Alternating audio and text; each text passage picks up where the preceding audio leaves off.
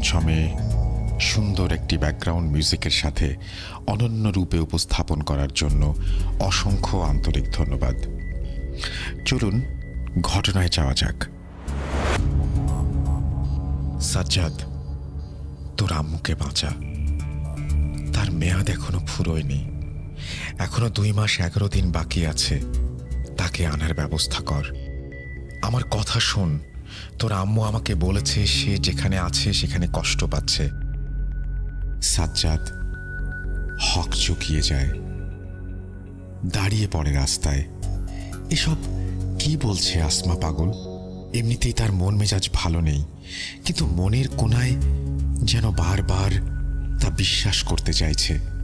সত্যি কি আম্মুকে ফিরিয়ে আনা সম্ভব? নমস্কার শ্রোতা বন্ধুরা, জানি আপনারা সবাই আল্লাহর রহমতে ভালো আছেন, সুস্থ আছেন। আমি সুকান্ত মাইতি আজ আবারও একটি রোমহর্ষক কুফুরি কালো জাদুর ঘটনা নিয়ে হাজির হয়ে গেছি। ঘটনাটি কতটা ভয়ের সেটা আপনারাই বিচার করবেন, তবে ঘটনাটি আমার কাছে খুবই হৃদয় বিদারক লেগেছে। ঘটনাটি আমাকে দিয়েছে ঢাকা ধামরাই কুলিন্দা গ্রাম থেকে মোহাম্মদ সাজ্জাদ হোসেন, ইন্টারমিডিয়েট সেকেন্ড ইয়ারের স্টুডেন্ট, ভূত.com-এর একজন একনিষ্ঠ শ্রোতা। ঘটনাটি সে গুছিয়ে স্টুডিওতে শেয়ার করতে পারবে না বলে আমাকে দেয়। আমার মতো করে সাজ্জাদের ভাষায় লিখলাম, ভালো মন্দ আপনারাই বিচার করবেন।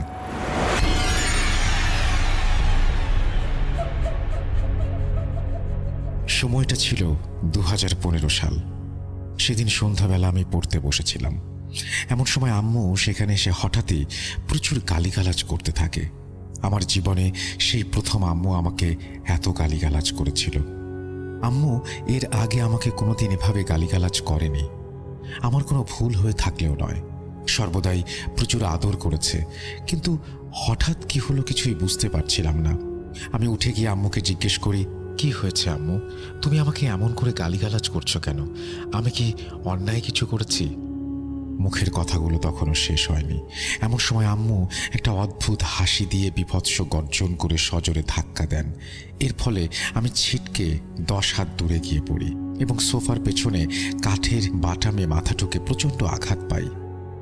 আপনি বলেন ভাইয়া, কোনো সাধারণ মানুষের পক্ষে কি এটা সম্ভব? তখন এমনিতেই আমার বয়স অল্প, অস্বাভাবিক পরিস্থিতির ব্যাপারে কিছুই বুঝতে পারিনি, প্রচণ্ড ভয় পাই। এই থেকে ভাইয়া ঘটনার শুরু।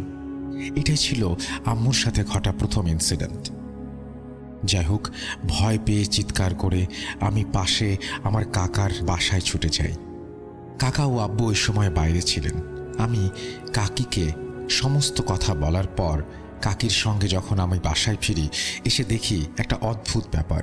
দেখি আম্মু মেঝের মধ্যে বসে নিজের চুল ছিঁড়ছে, কখনো হাসছে, কখনো কাঁদছে এবং কি সব বিড়বিড় করে বলছে।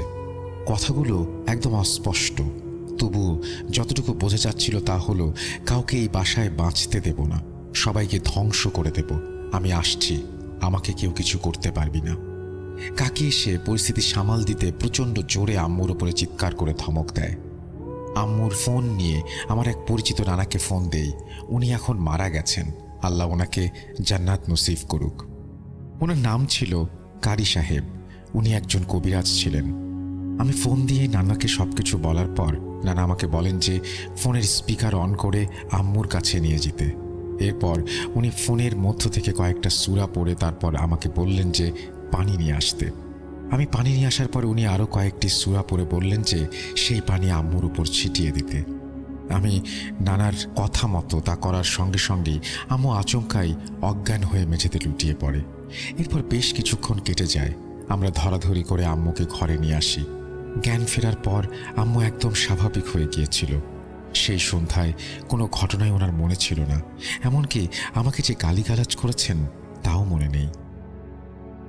পরদিন স্কুল থেকে ফেরার পর জানতে পারি সেই নানা বাসায় এসেছিলেন এবং আম্মুর চিকিৎসা করেছেন।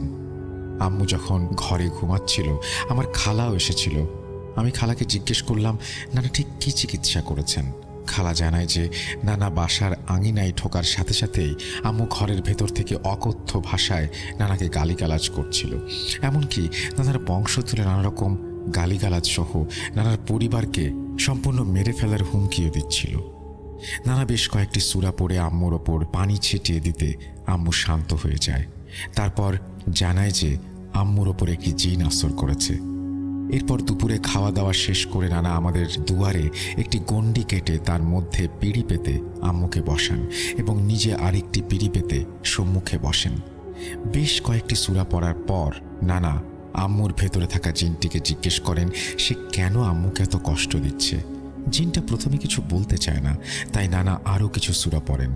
বেশ কিছুক্ষণ পর শেষমেশ জিনটি বলতে বাধ্য হয় আমাদের পাশের মাঠ থেকেও আম্মুর সাথে এসেছে, তবে তা সেদিন নয়, আরও 2 বছর আগে, মানে সম্ভবত 2013 সালের দিকে।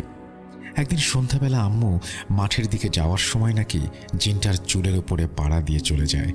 আমাদের মাঠের কাছে একটা করঞ্জা গাছ আছে, জিনটি সেখানে শুয়েছিল তখন। আম্মুর চুলের ওপর পাড়া দিয়ে চলে যাওয়ার ফলে জিনটি খুবই রেগে যায় এবং সেদিন থেকেই আম্মুর ওপর ভর করে। নানার সব কিছু বোঝার পর জিনটিকে বলে আম্মুকে ছেড়ে চলে যেতে, কিন্তু প্রথমে জিনটি রাজি হয় না। পরে নানা আরও কিছু দোয়া পড়ে গণ্ডির মধ্যে একটা কাঁচি দিয়ে কোপের পর কোপ মারতে থাকেন।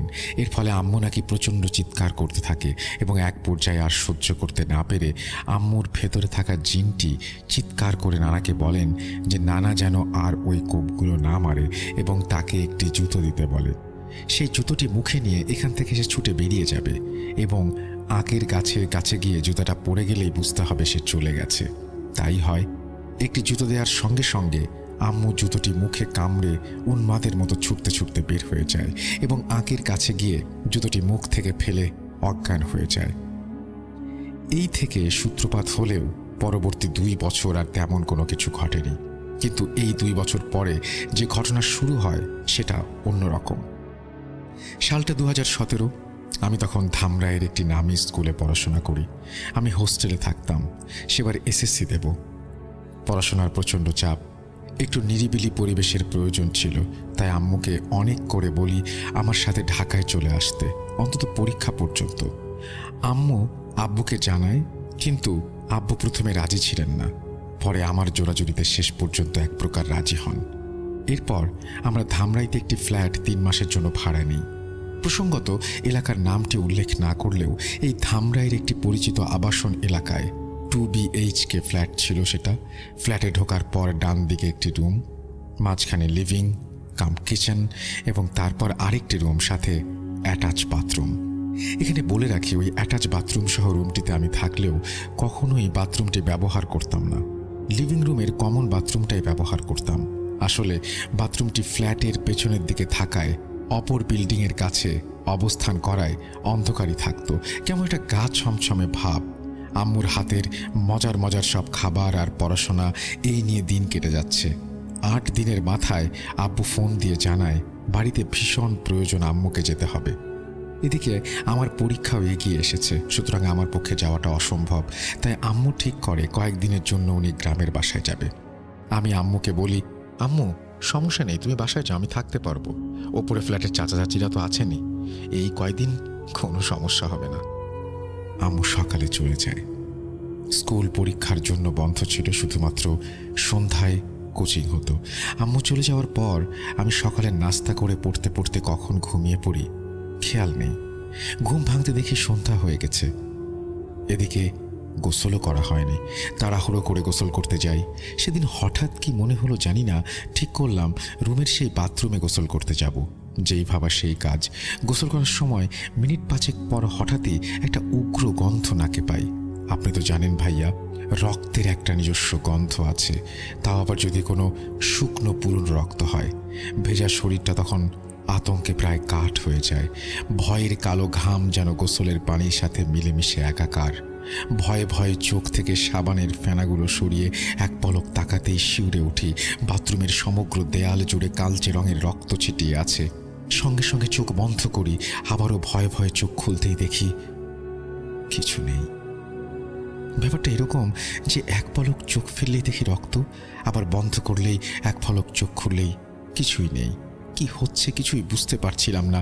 এই অস্বাভাবিক ব্যাপারটা ভাইয়া 2 বার মাত্র অনুভব করি, তারপর আর কিছুই দেখতে পাইনি। এরপর কোনো রকমে তাড়াতাড়ি গোসল সেরে রেডি হয়ে বাসা থেকে বেরিয়ে আসি। বাইরে রাতে খাওয়া শেষ করে যখন বাসায় ফিরি তখন রাত 10:15 মতো বাজে। এসে বিছানা করে শুয়ে পড়ি। রাত তখন কয়টা বাজে আমি খেয়াল করিনি। আমি কি স্বপ্ন দেখছিলাম নাকি তা ভয়ঙ্কর বাস্তব আন্দাজ করতে পারছিলাম না। রুমটা অন্ধকার থাকলেও জানালা দিয়ে রাস্তার ল্যাম্পপোস্টের আলো স্বাভাবিকভাবেই রুমের মধ্যে আসছিল। এমন সময় হঠাৎই সেই আলোর প্রতিফলনে একটা ছায়া দেখে চমকে উঠি। জানলার রেলিংয়ে গা ঘেঁষে একজন কুঁচকুঁচে কালো মানুষ বা ছায়ামূর্তি দাঁড়িয়ে। আমি আতঙ্কে চিৎকার করতে যাব, আর সেই ছায়ামূর্তিটি তখনই আমার বুকের উপরে ঝাঁপিয়ে পড়ে, জোরে গলা চেপে ধরে। মুখ দিয়ে আওয়াজ বের হচ্ছিল না। আমি বুঝতে পারছিলাম না স্বপ্ন দেখছি নাকি বাস্তব। এইভাবে প্রায় 5-10 মিনিট চলার পর যখন মনে হচ্ছিল আমি বোধহয় আর বাঁচব না, এমন সময় হঠাৎই মনে হলো ধীরে ধীরে আমি শ্বাস নিতে পারছি। সঙ্গে সঙ্গে সজোরে ছায়ামূর্তিটিকে ধাক্কা দিয়ে চিৎকার করে বাসা থেকে বেরিয়ে আসি এবং ওপরে চাচিদের বাসায় চলে যাই। চাচিদের বাসায় গিয়ে সব কিছু খুলে বলতে গিয়ে অজ্ঞান হয়ে পড়ে যাই। পরদিন সকালে জ্ঞান ফিরতে দেখি আম্মু চলে এসেছে। চাচি রাতে আম্মুকে ফোন দেয় এবং আম্মু তাড়াহুড়া করে সকালবেলায় চলে আসে। এটা ছিল আমার সাথে ঘটা প্রথম ইনসিডেন্টস। এরপর পরীক্ষা শুরু হয়। 3 দিন পরে আম্মু হঠাৎ করেই অসুস্থ অনুভব করেন। ডাক্তারের কাছে যেতে হবে। ডাক্তারের কাছে যান, পরীক্ষা করেন এবং জানতে পারেন আম্মুর টিউমার হয়েছে, শীঘ্রই অপারেশন করতে হবে। এটা ছিল ব্রেস্ট টিউমার। ডাক্তারের কথা মতো আম্মুর অপারেশন হয় এবং একটি বড় ধরনের অপারেশনে সেটা বলা যায়। এর মাঝে আমার পরীক্ষাও চলছিল। এদিকে আম্মুকে হসপিটাল থেকে বাসায় নিয়ে আসার পর আমার খালা ও নানি আসেন আম্মুর দেখাশোনা করার জন্য ও আমার দেখাশোনা করার জন্য। পরীক্ষা তখনও শেষ হয়নি। একদিন আমি সকালে একটু ওয়ার্কআউট করছিলাম। সেই সময় একটা ঘটনা ঘটে যায় যা তখন আমার মনে ছিল না।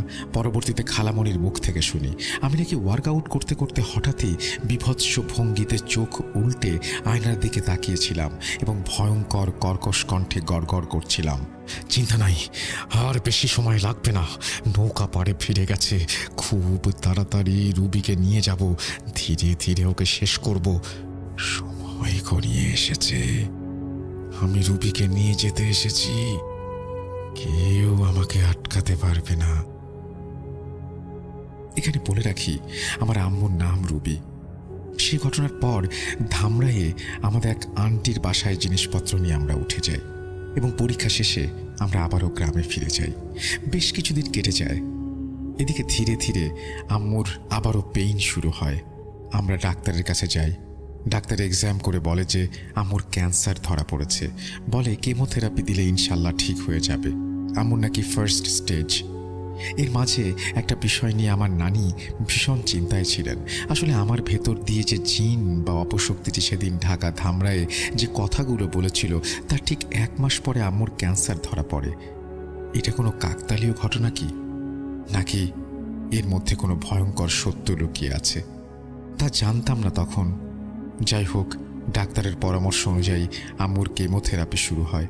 কিন্তু আশ্চর্যজনক ব্যাপার হলো সাধারণত কেমোথেরাপির ফলে রোগীর পরিস্থিতি ভালোর দিকে অগ্রসর হয়, কিন্তু এক্ষেত্রে প্রতিটা কেমোথেরাপির পর আম্মু আরও অবনতির দিকে এগিয়ে গিয়েছিল। 4 নম্বর কেমোথেরাপির পর আম্মুর চুলই ফেলে দিতে হলো এবং তখন থেকে আম্মু কেমন একটা পাগলের মতো আচরণ করতে থাকে। বাড়ির সবাইকে অকথ্য ভাষায় গালিগালাজ করত, এলোমেলো হয়ে থাকতো। নানি খুবই দুশ্চিন্তা করতেন আম্মুকে নিয়ে। উনি প্রথম থেকেই বলছিলেন কোনো কবিরাজ দেখাতে। তখন আমরা ব্যাপারটা গুরুত্ব দেইনি, কিন্তু এবারে নানির জোরাজুরিতে একটি কবিরাজের কাছে যাই। আমি ভেবেছিলাম কবিরাজ মানে জব্বা পরা, একটু বয়স্ক কেউ হবে, লম্বা দাড়ি থাকবে, কিন্তু কোথায় কি, উনি একজন মধ্যবয়স্ক, ওই 30 কি 35 বছরের মতো হবে, একজন ভ্যান চালক, খুবই সাদামাটা। যাই হোক, আমি কবিরাজকে সমস্ত বিষয় খুলে বলি। কবিরাজ আমার কথাগুলো শুনে বলেন যে ঠিক আছে, উনি পরে যাবেন। এদিকে আম্মুর পরিস্থিতি খুবই খারাপ ছিল, তাই আমি কবিরাজকে ভীষণভাবে রিকোয়েস্ট করে বলি, আপনাকে এখনই যেতে হবে কবিরাজ মশাই, আম্মুর অবস্থা ভীষণ খারাপ, কোনো কারণ ছাড়াই অনবরত গালিগালাজ করছেন। কেমোথেরাপির পর ওনাকে পেইন কিলার দেওয়া হয়েছিল ডাক্তারের পরামর্শে, তারপরেও প্রচণ্ড যন্ত্রণায় ছটফট করছেন, মানে খুবই অস্বাভাবিক একটা পরিস্থিতি, আপনাকে যেতেই হবে। কবিরাজ শেষমেশ বলেন, ঠিক আছে। আমি বাইক নিয়ে গিয়েছিলাম। সঙ্গে সঙ্গে কবিরাজকে বাইকে নিয়ে বাসায় ফিরে আসি।